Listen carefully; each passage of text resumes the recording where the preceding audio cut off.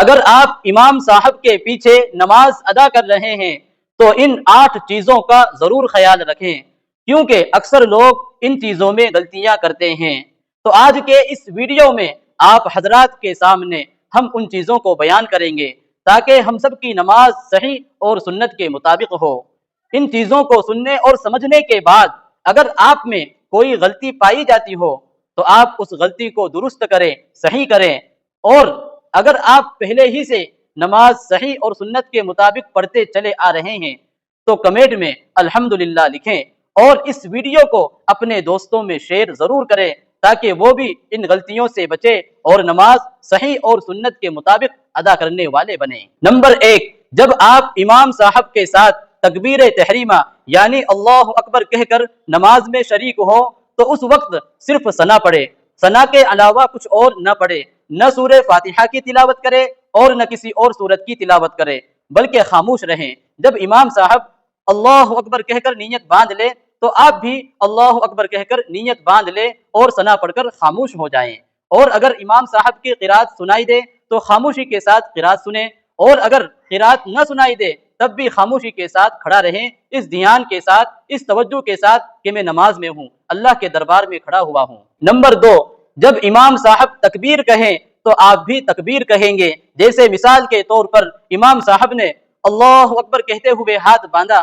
تو آپ بھی اللہ اکبر کہتے ہوئے ہاتھ باندھیں گے۔ ایسا نہیں ہے کہ امام صاحب تو تکبیر کہتے ہوئے اللہ اکبر کہتے ہوئے ہاتھ باندھے اور آپ بغیر تکبیر کہے ایسے ہی ہاتھ باندھ لے، ایسا نہیں ہے۔ اسی طریقے سے جب امام صاحب رکوع میں جاتے ہوئے تکبیر کہتے ہیں تو امام صاحب کے ساتھ آپ کو بھی تکبیر کہنا ہے۔ اسی طریقے سے سجدے میں جاتے ہوئے، سجدے سے اٹھتے ہوئے امام صاحب جو تکبیریں کہتے ہیں تو آپ کو بھی امام صاحب کے ساتھ تکبیر کہنا ہے، اس بات کا دھیان رکھیں۔ نمبر 3، جب امام صاحب رکوع سے اٹھتے ہوئے سمع اللہ لمن حمیدہ کہتے ہیں تو اس وقت آپ کو سمع اللہ لمن حمیدہ نہیں کہنا ہے۔ جب امام صاحب رکوع سے اٹھنے لگے تو ان کے ساتھ آپ بھی اٹھیں،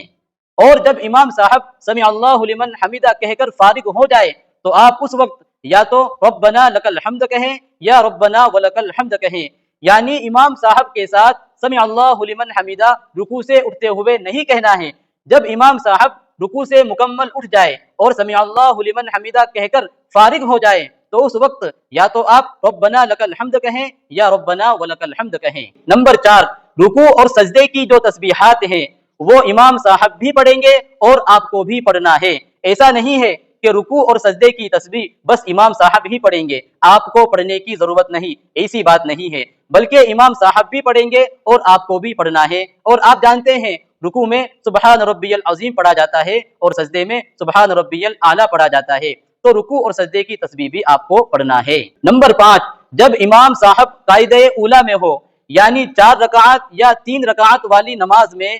2 رکعات پر جو بیٹھتے ہیں اسے قاعدہ اولیٰ کہا جاتا ہے، تو قاعدہ اولیٰ میں آپ کو صرف تشہد یعنی التحیات پڑھنا ہے، اس کے علاوہ کچھ اور نہیں پڑھنا ہے۔ اور قاعدہ اخیرہ میں یعنی آخری رکعت میں جو بیٹھتے ہیں اس میں آپ کو التحیات بھی پڑھنا ہے، درود ابراہیمی بھی پڑھنا ہے اور دعائے معصورہ بھی پڑھنا ہے، اس بات کا دھیان رکھیں۔ نمبر 6، امام صاحب کے ساتھ نماز پڑھتے وقت قرات بالکل نہیں کرنا ہے، یعنی قیام کی حالت میں جب ہم ہاتھ باندھ کر کھڑے ہوتے ہیں اس وقت نہ تو سورہ فاتحہ کی تلاوت کرنا ہے اور نہ کسی اور سورت کی تلاوت کرنا ہے، بلکہ جب ہم تکبیر تحریمہ یعنی اللہ اکبر کہہ کر ہاتھ باندھ لیتے ہیں تو اس وقت صرف ثنا پڑھنا ہے، باقی خاموش کھڑا رہنا ہے، کچھ نہیں پڑھنا ہے۔ نمبر 7، جب آپ نے امام صاحب کی اقتدا میں امام صاحب کے پیچھے نماز پڑھنے کی نیت کی ہے تو امام صاحب کے پیچھے پیچھے نماز پڑھے، امام صاحب سے آگے نہ بڑھے، اس لیے کہ بہت سارے لوگ اس میں غلطی کرتے ہیں۔ جیسے مثال کے طور پر امام صاحب رکوع سے اٹھے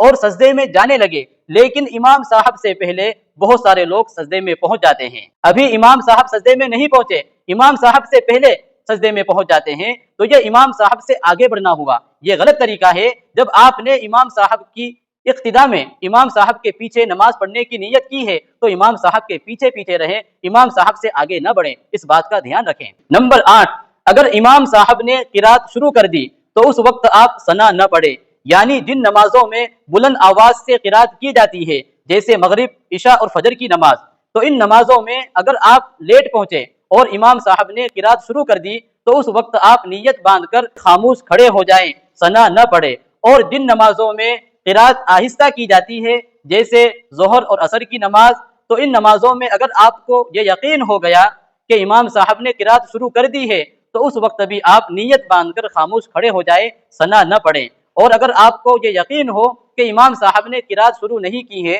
تو آپ اس وقت ثنا پڑھ سکتے ہیں۔ پیارے دوستو، امید کرتا ہوں کہ آپ کو اس ویڈیو سے فائدہ ہوا ہوگا، اور گزارش ہے کہ ہمارے اس پیغام کو اپنے دوستوں میں شیئر کریں تاکہ وہ بھی اس ویڈیو سے فائدہ اٹھائیں۔ اگر ہماری وجہ سے کسی کی نماز درست اور صحیح ہو جاتی ہے تو یہ ہمارے لیے آخرت میں اجر و ثواب کا ذریعہ بنے گا۔ اللہ تبارک و تعالی قبول فرمائے، عمل کی توفیق عطا فرمائے۔ السلام علیکم ورحمۃ اللہ وبرکاتہ۔